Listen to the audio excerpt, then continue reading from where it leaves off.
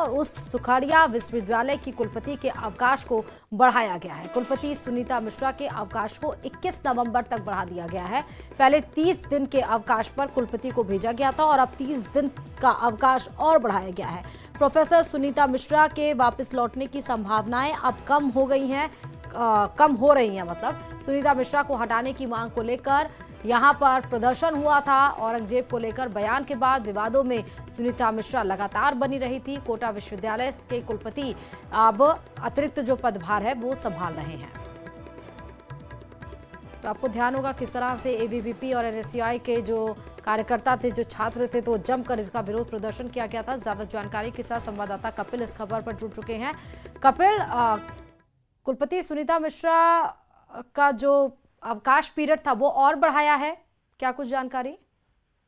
बिल्कुल, देखिए, क्योंकि सुनीता मिश्रा काफी विवादों में आ गई थी। औरंगजेब और अकबर को लेकर जो बयान दिया गया था, उसके बाद में सुखाड़िया विश्वविद्यालय में एक लंबा प्रदर्शन चला उन्हें हटाने की मांग को लेकर। इस बीच में राज्यपाल ने सुनीता मिश्रा की 30 दिन की छुट्टियां सैंक्शन की थी और उन्हें 30 दिन की छुट्टी पर भेज दिया था। उसके बाद में प्रदर्शन शांत हुआ था। अब ये 30 दिन की छुट्टियां खत्म हुई है, ऐसे में फिर आगे 1 महीने की छुट्टी और बढ़ा दी है। अब 21 नवंबर तक सुनीता मिश्रा की जो अवकाश पीरियड है उसे बढ़ाया गया है। तब तक क्योंकि एडिशनल चार्ज कोटा विश्वविद्यालय के कुलपति ले चुके हैं, तो वे तब तक इस कार्यभार को संभालेंगे। फिलहाल जिस तरह से अवकाश को आगे बढ़ाया जा रहा है, उससे ये अनुमान लगाया जा रहा है कि अब प्रोफेसर सुनीता मिश्रा का फिर से कुलपति पद पर उदयपुर लौटना थोड़ा मुश्किल हो सकता है, क्योंकि दूसरी बार उनका अवकाश बढ़ाया गया। पहले एक बार 30 दिन का अवकाश दिया गया था, फिर अवकाश को 30 दिन आगे बढ़ाया गया। तो अभी ये अनुमान लगाया जा रहा है कि अब वे शायद फिर से उदयपुर विश्वविद्यालय, सुखाड़िया विश्वविद्यालय की कुलपति पद पर नहीं लौटेगी। अभी ये ऑर्डर जारी हो चुके हैं, उन्हें 21 नवंबर तक के अवकाश पर भेजा गया है। जी ठीक है कपिल, बहुत शुक्रिया तमाम जानकारी देने के लिए।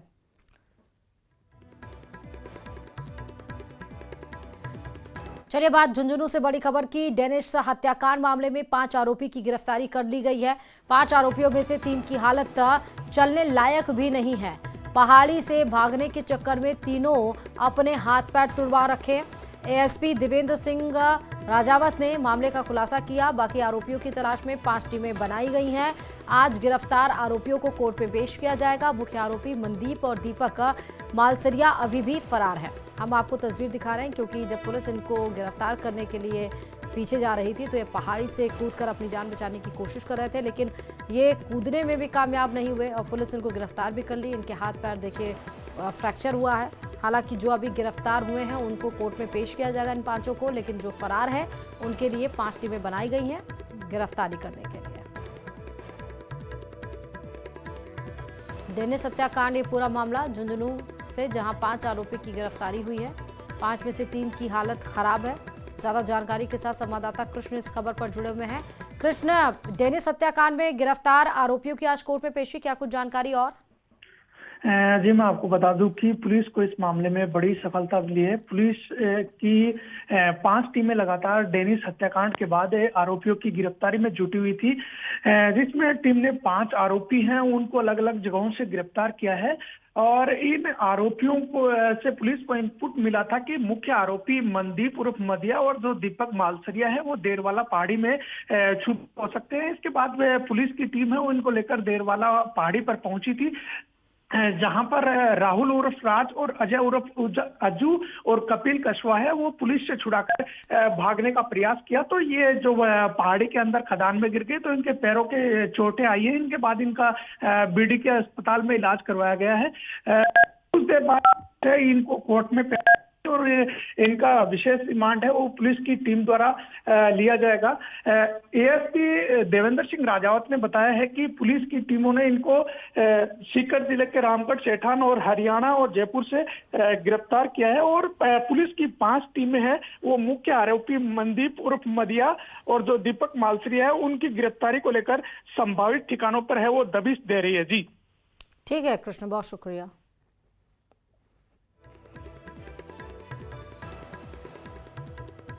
और चलिए झुंझुनू से आपको खबर बता दें, जहां पर प्रेम प्रसंग और अवैध रिश्ते की कड़वी परिणति ने एक पति को जिंदगी और मौत के बीच ला खड़ा कर दिया। पत्नी के लिव इन पार्टनर ने अपने साथियों के साथ मिलकर पति का अपहरण कर उस पर जानलेवा हमला कर दिया। घटना ने पूरे क्षेत्र में सनसनी फैला दी थी। अब नवलगढ़ पुलिस ने इस सनसनीखेज अपहरण और मारपीट प्रकरण का खुलासा करते हुए 4 आरोपियों को गिरफ्तार कर लिया है। पुलिस ने आरोपियों के कब्जे से घटना में प्रयुक्त बोलेरो कैंपर गाड़ी भी जब्त की है। थानाधिकारी राधेश्याम सांखला ने बताया कि संदीप पहले से ही कई गंभीर मामलों में संलिप्त है।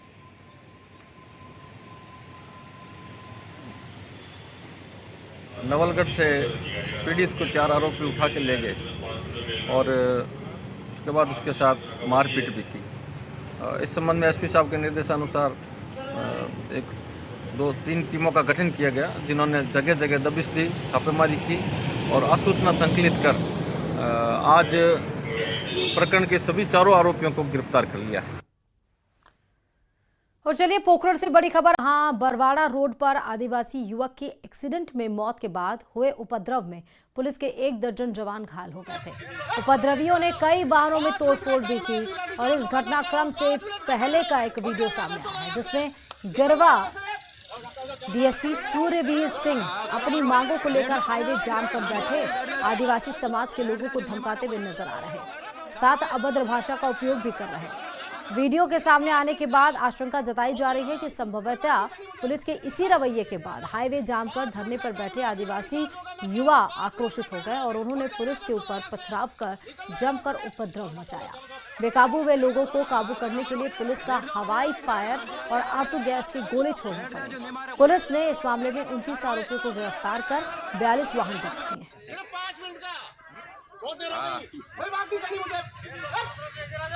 5 मिनट का टाइम है, अभी गाड़ी चार्ज होगा। मैं कह रहा हूँ 5 मिनट का टाइम है। भग जाए मैडम, चलो यहाँ से, निकल लो यहाँ से। करो बैठ जाओ।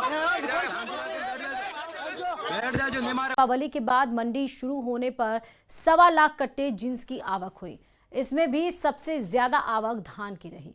इस साल जिले में अतिवृष्टि के कारण सभी फसलों का उत्पादन प्रभावित हुआ है। ऐसे में धान और सोयाबीन के भावों में बढ़ोतरी हुई। मंडी में इस सीजन में पहली बार बम्पर आवक होने से शुक्रवार को दिन भर शेड से लेकर प्लेटफॉर्म तक जिंसों के ढेर लगे रहे। मंडी प्रशासन के अनुसार शुक्रवार को मंडी में सबसे ज्यादा धान के 60,000 कट्टे और मक्का के 30,000 कट्टे की आवक हुई। वहीं 16,000 कट्टे सोयाबीन की आवक हुई। मंडी में शुक्रवार को करीब 12 करोड़ रुपए का कारोबार हुआ।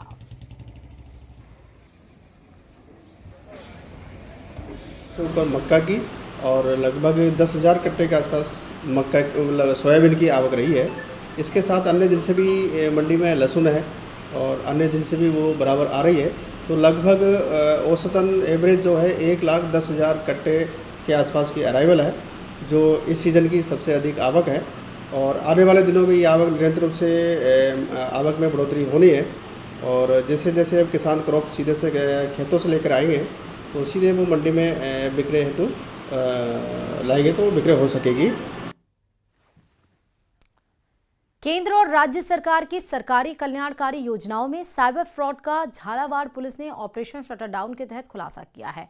जहां सरकारी योजनाओं में गबन प्रकरण मामले में झालावाड़ पुलिस ने कार्रवाई को अंजाम देते हुए 30 लोगों को गिरफ्तार किया है। इस पूरे खेल का मास्टरमाइंड राम अवतार सैनी को माना जा रहा है, जो दौसा जिले के बांदीकुई क्षेत्र के गांव के सिंहपुरा का रहने वाला है। कभी गरीबी में जीवन जीने वाला राम अवतार का परिवार आज लग्जरी लाइफ जी रहा है। राम अवतार सैनी करीब 8 वर्षों से झालावाड़ में गन्ने की रस निकलने की मशीन रेडी चलाता था, और लेकिन फ्रॉड की कमाई से राम अवतार सैनी ने हाईटेक आलीशान घर बनाया है।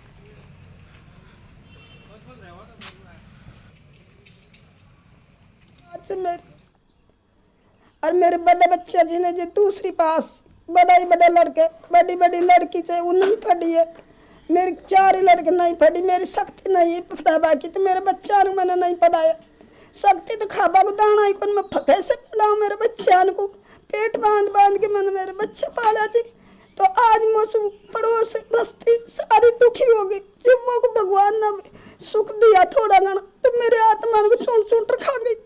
अब मैं कैसे करूँ पता, मेरे रोज नहीं सकल मैं लंगड़ी टूटी लाठी से चलती है, मेरी बस की कौन।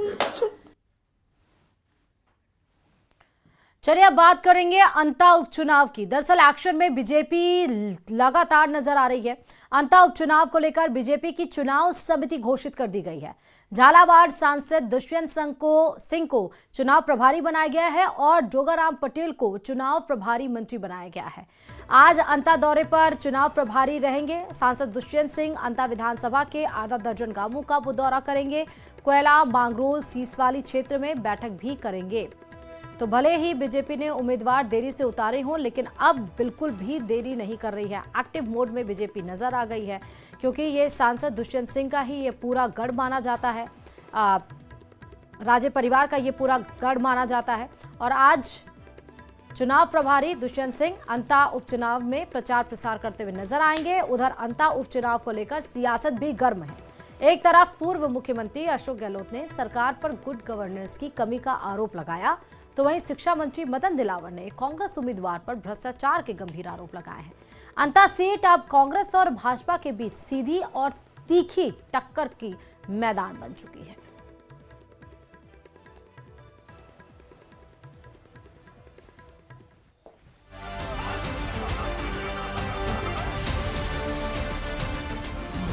कौन जीतेगा अंताकरण?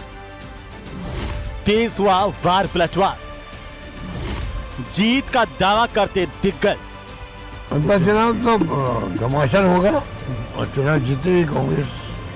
11 नवंबर को अंता में उपचुनाव होना है, लेकिन नेताओं के बयानबाजी से लगने लगा है कि जैसे नतीजा आ चुका है। दरअसल बीजेपी हो या कांग्रेस, सभी दिग्गज जीत का दावा करने में लगे हैं। जयपुर में पूर्व सीएम अशोक गहलोत ने अंता सीट पर जीत का दावा करते हुए आरोप लगाए कि सरकार से गुड गवर्नेंस नहीं मिलने से लोगों में नाराजगी बढ़ी है।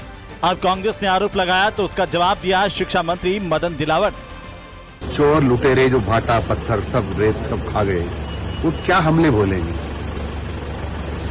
वहां तो जो हमारा प्रत्याशी जो कांग्रेस का प्रत्याशी है ना, वो ऐसा है कि एक जैसे भ्रष्टाचारियों की गैंग का सरगना है, ऐसा लगता है। इसलिए अंता की जनता सब जानती है कि अब ऐसे लुटेरों को वोट नहीं देना। अंता चुनाव तो घमासान होगा और चुनाव जीतेगी कांग्रेस। चुनाव जीतेगी और जीतना भी चाहिए। एक अनुभवी व्यक्ति को हमने खड़ा किया है, वो जीतेगा तो चाहे वो विपक्ष में भी है, सरकार में तो कोई फर्क पड़ने वाला नहीं है। चुनाव जीतेंगे तो सरकार की आंखें खुलेगी। आज जो अंधेरा छा गया राजस्थान के अंदर, विकास ठप हो रहा है, हमारी स्कीमों को रोक रहे हैं या कमजोर कर रहे हैं। आरोप प्रत्यारोप के बीच डिप्टी सीएम प्रेमचंद बैरवा ने भी अंता सीट पर जीत का दावा किया है। भारतीय जनता पार्टी की सरकार, वो हमारा कैंडिडेट जीतेगा। कैसे थोड़ा एक लाइन। निश्चित रूप से जीतेगा।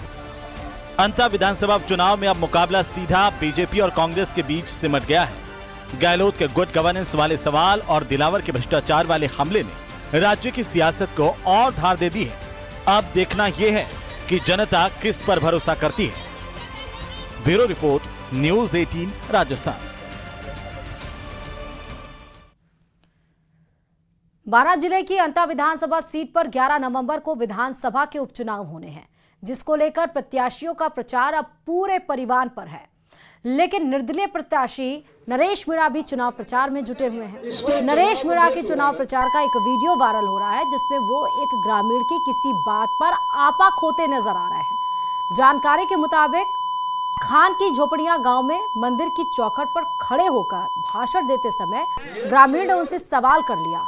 इस पर नरेश मीणा भड़क गए और गाली गलौज की। ये वीडियो अब सोशल मीडिया पर जमकर वायरल हो रहा है। तो देखिए, नरेश मीणा यहाँ पर ग्रामीण से बदसलूकी अपशब्द का इस्तेमाल करते हुए नजर आ रहे हैं। ऐसे अपशब्दों का इस्तेमाल उन्होंने किया, गाली गलौज किया है कि हम आपको वो सुना भी नहीं सकते। मेरे से बात कर रहा है, इधर आ, मैं दूंगा तेरे को जवाब। इसका जवाब मैं दूंगा ना। तो कोई ग्रामीण उनसे सवाल पूछता है, इस पे नरेश मीणा कहते हैं, उसको बीच से खींचकर सामने लाते हैं और कहते हैं कि इसको जवाब मैं दूंगा। और उसको देखिए, उसके साथ गाली गलौज करते हुए नजर आते हैं। और अब बात करेंगे प्रदेश के 2 जिलों की, जहां पर आग की ऐसी खबरें सामने आई हैं जहां चलती कारें आग का गोला बन गई हैं। पहली तस्वीर हम आपको दिखा रहे हैं सीकर से, जहां सड़क पर चलती लग्जरी कार BMW में अचानक आग लग गई।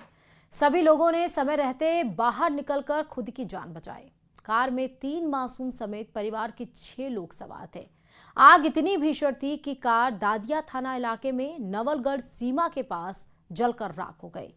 तो वहीं अब बात दूसरी तस्वीर की, जो कि झुंझुनू के चिड़ावा कस्बे से सामने आई है, जहां कार में अचानक आग लगने से हड़कंप मच गया।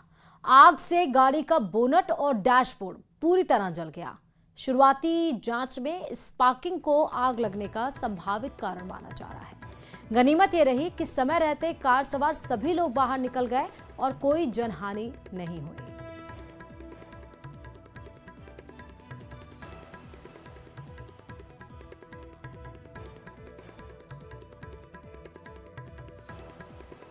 फिर गॉर्ड ऑफ ऑनर दिया गया। बता दें कि वो 1996 बैच के वरिष्ठ IPS अधिकारी हैं। तो जब गॉर्ड ऑफ ऑनर उन्हें दिया गया, अगवानी की गई, उस समय की ये तस्वीरें हम आपको दिखा रहे हैं। जयपुर में नए पुलिस कमिश्नर सचिन मित्तल ने अपना पदभार ग्रहण किया।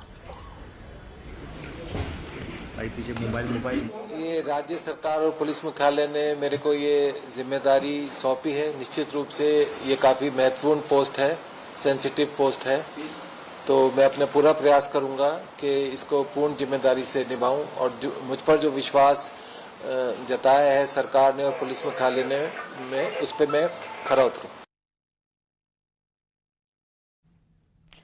पति पत्नी के झगड़े की घटनाएं तो आपने आए दिन सुनी होंगी, लेकिन सरहदी जिले जैसलमेर में एक ऐसा भी दिव्यांग पति है जो अपनी दिव्यांग पत्नी के ट्रांसफर के लिए 600 किलोमीटर की यात्रा कर मुख्यमंत्री भजनलाल शर्मा के द्वार गुहार लगाने वाला है।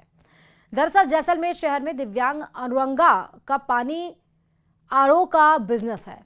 2014 में अनुरंगा की शादी बीना से हुई थी। पत्नी बीना भी दिव्यांग है। वहीं इनके 13 महीने की बच्ची है जिसका नाम ध्रुविका है। साल 2019 में उनकी पत्नी का सिलेक्शन 3rd ग्रेड टीचर में हुआ। पिछले 4 साल से पत्नी बांसवाड़ा जिले के सिमलिया स्थित उच्च प्राथमिक स्कूल में कार्यरत है, जो जैसलमेर से 735 किलोमीटर दूर है।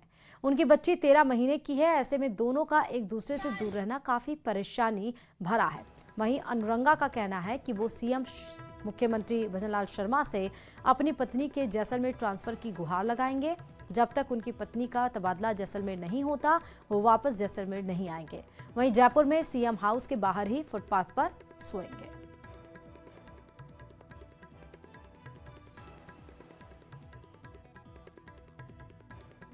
हो रहा है तो डेपुटेशन पे यहाँ कम से कम 2 से 3 साल डेपुटेशन हो जाए, उसके बाद में ट्रांसफर हो जाए।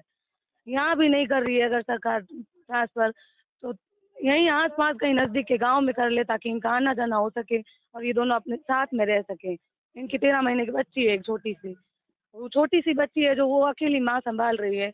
वहाँ उसको स्कूल जाना पड़ता है, साथ में लेकर जाना पड़ता है।